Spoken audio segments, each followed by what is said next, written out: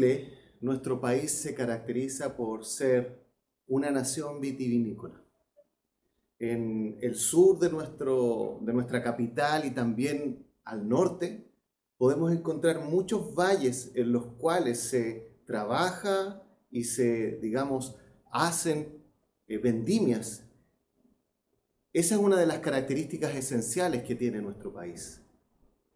Hace un par de semanas atrás tuve que hacer un viaje de emergencia al sur y escuchaba a dos hombres de campo hablar acerca de cómo ellos trabajan la tierra y cómo tienen el procedimiento y el proceso para lograr podar una parra de tal manera que pueda producir más fruto.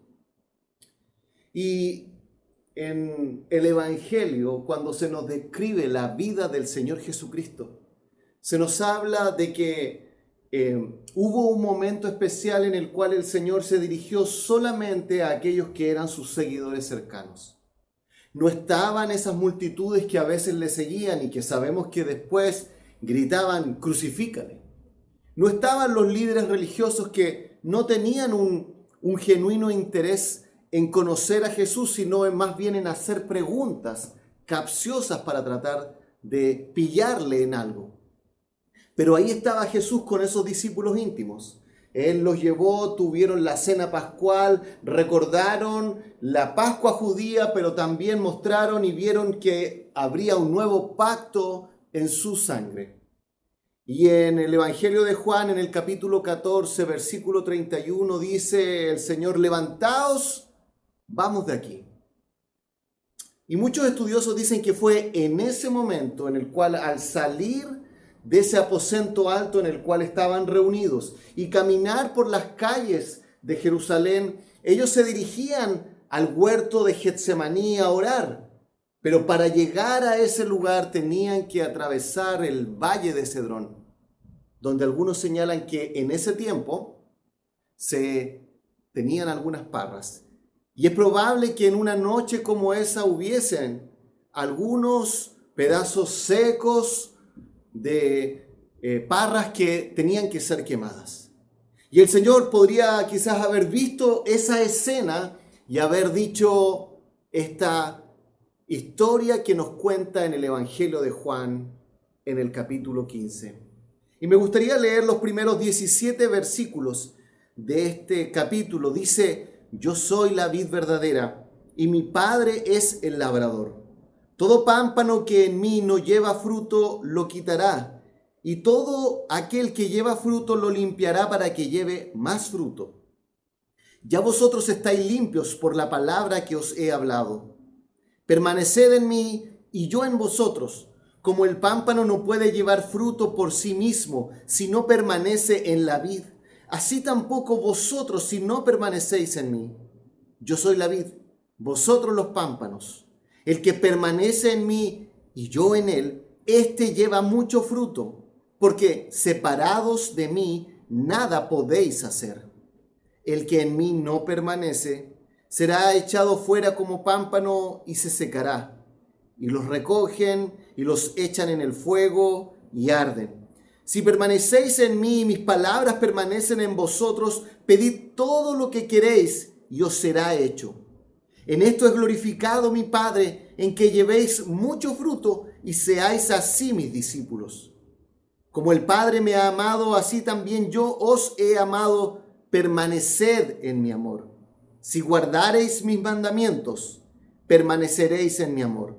Así como yo he guardado los mandamientos de mi Padre y permanezco en su amor. Estas cosas os he hablado para que mi gozo esté en vosotros y vuestro gozo sea cumplido. Este es mi mandamiento, que os améis unos a otros, como yo os he amado. Nadie tiene mayor amor que este, que uno ponga su vida por sus amigos. Vosotros sois mis amigos, si hacéis lo que yo os mando. Ya no os llamaré siervos, porque el siervo no sabe lo que hace su Señor, pero os he llamado amigos, porque todas las cosas que oí de mi Padre os las he dado a conocer. No me elegisteis vosotros a mí, sino que yo os elegí a vosotros y os he puesto para que vayáis y llevéis fruto y vuestro fruto permanezca, para que todo lo que pidiereis al Padre en mi nombre, Él os lo dé. Esto os mando, que os améis unos a otros. En esta mañana me gustaría tratar la segunda parte de este mensaje llamado La intimidad con Jesús produce fruto. La intimidad con Jesús produce fruto en tu vida. Y me gustaría que lo viésemos en dos cosas, dos aspectos de esto.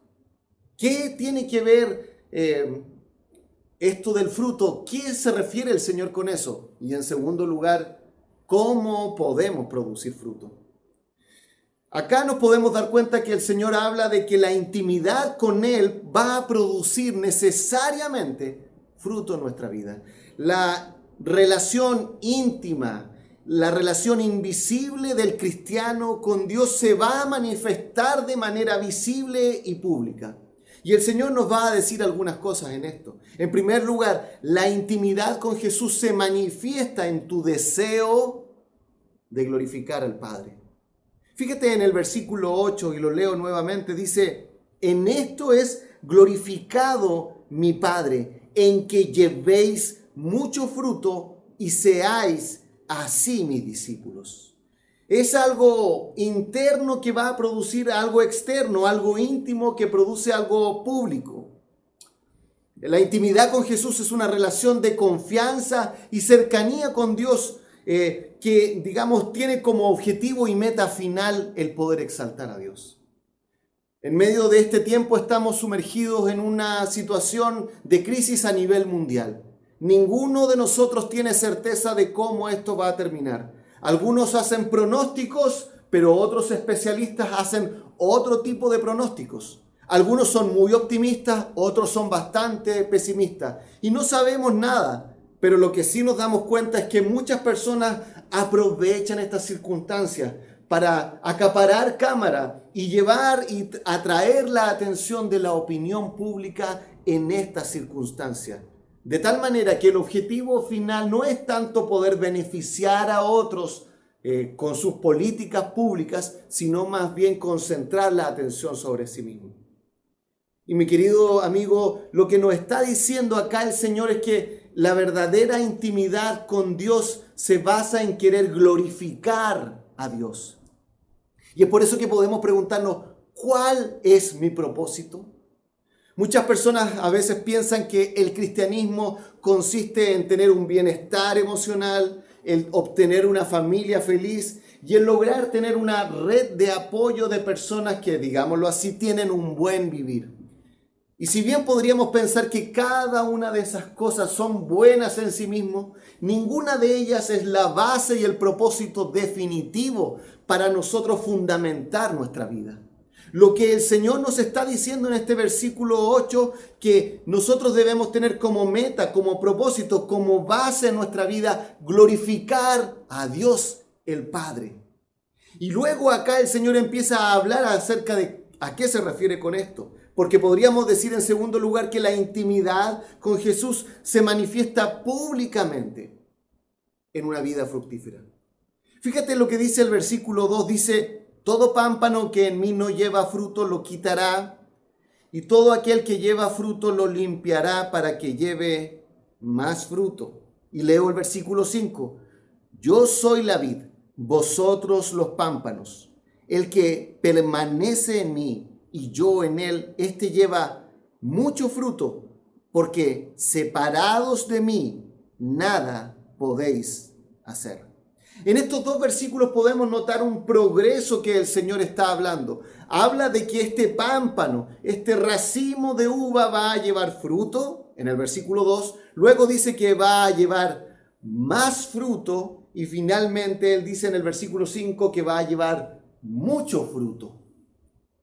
Tu intimidad con Jesús no puede ser algo tan interno ni tan personal que nadie más pueda ver. Se manifiesta en tu vida una relación con Jesús. Se está manifestando en medio de toda esta adversidad que vivimos en nuestro tiempo, tu relación personal con Jesús. Ahora bien, pasemos a una tercera cosa. El Señor Jesús nos está hablando acerca de esta necesidad de producir fruto. Y la pregunta es, ¿cómo podemos pasar a eso? Y el Señor nos dice esto, que la intimidad con Jesús implica que serás podado por Dios. Ya leímos los versículos 2 o 3 y me gustaría leerlo nuevamente en la versión de la Nueva Biblia de las Américas, que dice así: todo sarmiento que en mí no da fruto lo quita, y todo el que da fruto lo poda para que dé más fruto. Ustedes ya están limpios por la palabra que os he hablado. El Señor nos está diciendo que el deseo de un cristiano debe ser glorificar y honrar a Dios, que en ese glorificar y honrar a Dios nuestra vida debe caracterizarse por producir fruto. Y ahora está diciendo que para lograr este fruto tenemos que ser limpiados o podados por Dios. Un viñador planta una vid y tiene como objeto que produzca fruto, y para eso él necesita podarla. Y el Señor está diciendo que de la misma manera Dios con nosotros. Él quiere que nuestra vida, Él quiere que tu vida produzca buenos frutos, pero para eso Él necesita tomar la tijera de podar de la palabra de Dios y aplicarla sobre tu vida. La palabra fruto en este pasaje aparece 8 veces, en el versículo 2, 4, 5, 8 y 16. Y podríamos hacernos una pregunta y decir, ¿a qué se refiere el Señor cuando habla de fruto? Y la primera tentación que todo cristiano tiene cuando escucha o lee la palabra fruto en este capítulo 15 del libro de Juan es saltar a otro pasaje bíblico, como Gálatas capítulo 5, 22 y 23. En ese pasaje dice que el fruto del Espíritu, y da una serie de listas, es amor, gozo, paz, etcétera, etcétera. De tal manera que para poder interpretar Juan 15 vamos y acudimos a lo que dijo Pablo a las iglesias del sector de Galacia. Sin embargo, antes de hacer ese salto y sabiendo que la Escritura se interpreta a través de la Escritura, es bueno tener en nuestra mente y pensar qué es lo que el Señor habrá querido decir en este capítulo de Juan 15 cuando hablaba de fruto. ¿Qué es lo que estaba tratando de transmitirle a esos 11 seguidores en ese momento tan íntimo y tan cercano acerca de qué es lo que significa el producir fruto? Y nosotros podemos tener la certeza de que el Señor estaba claro con lo que quería decir. Es más, el fruto que se describe acá en Juan 15 fue tan impactante en la vida de Juan, el apóstol, que él volvió a escribir acerca de ese tema en sus epístolas. Y podemos darnos cuenta que el Señor lo está diciendo acá en los versículos 12 y 17. Dice en el versículo 12, este es mi mandamiento, que os améis unos a otros como yo os he amado. Y luego en el versículo 17, al terminar esta metáfora de la vid, dice, esto os mando, que os améis unos a otros. Como yo decía, esto impactó profundamente el corazón de Juan. Él ya había escuchado antes, en este mismo momento que habían tenido de intimidad del Señor, en Juan capítulo 13, en el versículo 34, lo que el Señor había dicho: un mandamiento nuevo os doy, que os améis unos a otros como yo os he amado, que también os améis unos a otros.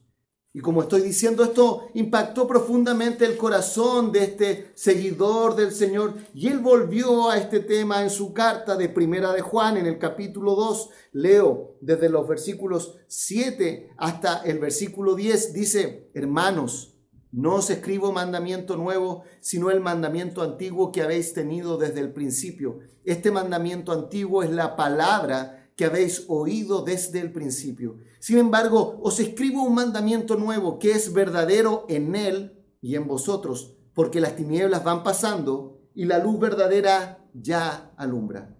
El que dice que está en luz y aborrece a su hermano está todavía en tinieblas. El que ama a su hermano permanece en la luz y en él no hay tropiezo.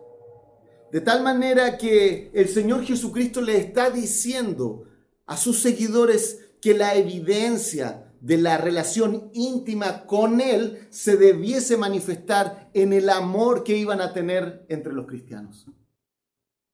Hace un par de semanas hablaba con un amigo, un pastor amigo, que él está tratando de buscar un tema de investigación para un trabajo final en estudios teológicos que está siguiendo.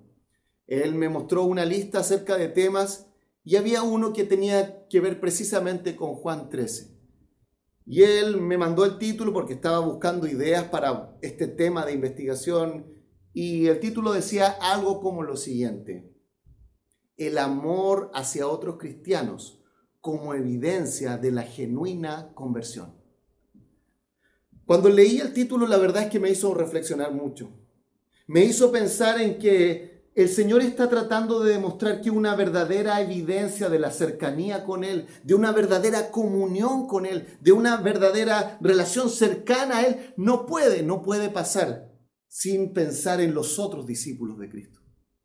Y como decíamos la semana pasada, un pastor norteamericano llamado Donald Whitney, él realizó una serie de preguntas, de 10 preguntas, para tratar de que nosotros evaluemos nuestra vida espiritual. Y la tercera pregunta que él hacía es esta: ¿estás amando más? Porque la intimidad con Jesús no es individualismo. Cuando conoces más a Jesús, eres impulsado a salir de tu metro cuadrado y amar a otros cristianos, incluso a los que no son fáciles. De tal manera que este pasaje nos muestra claramente que una de las cosas que el Señor Jesús tiene para sus seguidores es que nos caractericemos por producir fruto. Y este fruto consiste en nuestro amor y nuestra relación hacia otros cristianos. Pero la pregunta es: ¿cómo puedo yo producir fruto? Y creo que esta pregunta es muy importante para poder abordar completa y correctamente un pasaje como el que estamos viendo. Tú debes buscar la intimidad con Jesús para producir fruto. Debes buscar la intimidad con Jesús para producir fruto. De la misma manera que para que una vid pueda tener buenos frutos, no debo centrarme en el fruto en sí mismo, sino en el proceso anterior para que esa pámpano pueda producir el fruto necesario. Y lo podemos decir así: solo la intimidad con Jesús producirá en tu vida un fruto que sea agradable a Dios. Solo la intimidad con Jesús producirá en tu vida un fruto que sea agradable delante de Dios. Piensa, por ejemplo, cuando tú vas caminando por un lado y observas un clavo oxidado. Tú lo miras, te das cuenta que ha habido un cambio de color, te das cuenta que si lo tomas con la mano se va a volver mucho más frágil que el clavo original. Y sabes que algo pasó en ese clavo. Algo cambió. Hubo una causa que produjo ese efecto. Y de la misma manera podemos decir esto: el fruto que Dios quiere que produzcas en tu vida es una consecuencia, un resultado, un efecto de algo anterior. ¿Cuál es la causa que produce como efecto que tu vida se caracterice por dar fruto? Y el Señor lo está diciendo en este mismo pasaje. Leo para ti los versículos 4 y 6. Dice: permaneced en mí y yo en vosotros. Como el pámpano no puede llevar fruto por sí mismo si no permanece en la vid, así tampoco vosotros si no permanecéis en mí. Yo soy la vid, vosotros los pámpanos. El que permanece en mí y yo en él, este lleva mucho fruto, porque separados de mí nada podéis hacer. El que en mí no permanece será echado fuera como pámpano y se secará, y los recogen y los echan en el fuego y arden. Hace unos minutos atrás decíamos que una de las palabras más importantes en este pasaje es la palabra fruto. Aparece 8 veces. Sin embargo, hay una palabra que aparece aún más veces en esta misma sección. Aparece 10 veces. Y es la palabra permanecer. Permanecer en Jesús significa perseverar identificado con Jesús a través de los años, en medio de las pruebas y a pesar de las decepciones que otros nos producen. Permanecer en una relación vital con Jesús significa estar identificado con Jesús a través de los años, en medio de las pruebas y a pesar de las decepciones que otros nos puedan producir. El fruto es el efecto, es lo que resulta, pero hay una causa que va a llevarnos a ese efecto y esa causa es permanecer unido a Jesús. Y es importante no cambiar este orden, porque de alguna manera nos podemos centrar tanto en buscar producir fruto que no nos damos cuenta que eso va a ser una meta imposible en nuestras propias fuerzas y en nuestras propias características. Lo que tú y yo debemos hacer es gastar nuestras energías, gastar nuestros esfuerzos en permanecer unido a Jesús, de tal manera que la relación vital con Él nos lleve, nos produzca fruto en nuestra vida. Esto creo que es tan importante porque permanecer en Jesús te libra del legalismo. Tú no tratas de hacer las cosas para producir fruto por ti mismo, porque al mirarte te das cuenta que la única manera que en tu vida se produzca un fruto agradable a Dios es que Dios lo haga en ti. Y en segundo lugar, el permanecer unido a Jesús te libra de la angustia. En medio de la situación en la cual las personas están actualmente, saben que existen estándares morales, saben que debiesen comportarse de cierta manera. Sin embargo, es de nuestro propio corazón que empieza a brotar las cosas malas y sabiendo hacer lo bueno, no lo podemos hacer. Pero en Jesús podemos ser librados de la angustia. Sabiendo que Dios es en este caso el labrador, que Jesús es la vid verdadera, nosotros no tomamos un rol que no nos corresponde, sino que nos colocamos como un pámpano necesitado, aferrado a la vid. Pero la pregunta que quisiera hacer para ir avanzando en este tema es, ¿qué significa permanecer a Jesús? Entiendo que mi vida necesita producir fruto y que ese fruto no lo puedo producir por mí mismo, que lo que yo debo hacer es permanecer unido a Jesús. Pero ahora la pregunta sería, ¿qué significa permanecer en Jesús? Y podríamos decir esto, permanecer en Jesús es permanecer unido a las palabras de Jesús. El día de hoy hay muchas visiones acerca de la verdadera espiritualidad. Hay muchas ideas cuando uno utiliza esta palabra de intimidad con Jesús. Pero la pregunta es, ¿cómo define Jesucristo lo que significa la intimidad con Él? Y fíjate lo que dice el versículo 7. Si permanecéis en mí y mis palabras permanecen en vosotros, pedid todo lo que queréis y os será hecho. La única manera de permanecer en Jesús es permanecer unido a sus palabras. Si nosotros queremos permanecer unidos a Jesús, necesitamos tener un alto concepto, un alto anhelo por la palabra de Dios, por la Escritura, por la Biblia. Dicho de otra manera, tú no puedes durar unido a Jesús a menos que las palabras de Jesús estén en tu vida. Permanecer en Jesús es permanecer en una continua comunicación con Jesús. Y para eso necesitamos la palabra de Dios. El pastor John Piper señala que la palabra de Dios es como una ventana. Una ventana en la cual nosotros podemos mirar más allá del mundo material, más allá del mundo físico, más allá de los hechos que en nuestro tiempo a veces no sabemos cómo interpretarlo. Nos falta esa llave para poder entender lo que sucede. Pero a través de la Biblia nosotros podemos mirar a Dios. Podemos mirar a Jesús y verlo en gloria y majestad. Por eso permanecer en Jesús significa permanecer en las palabras de Jesús. Pero otra manera de decir permanecer en Jesús, que se complementa, como podríamos decir, la otra cara de la moneda, es que permanecer en Jesús no solamente es permanecer en las palabras de Jesús, sino permanecer en el amor de Jesús. Fíjate conmigo en los versículos 9 al 11, dice, como el Padre me ha amado, así también yo os he amado. Permaneced en mi amor. Si guardareis mis mandamientos, permaneceréis en mi amor. Así como yo he guardado los mandamientos de mi Padre y permanezco en su amor. Estas cosas os he hablado para que mi gozo esté en vosotros y vuestro gozo sea cumplido.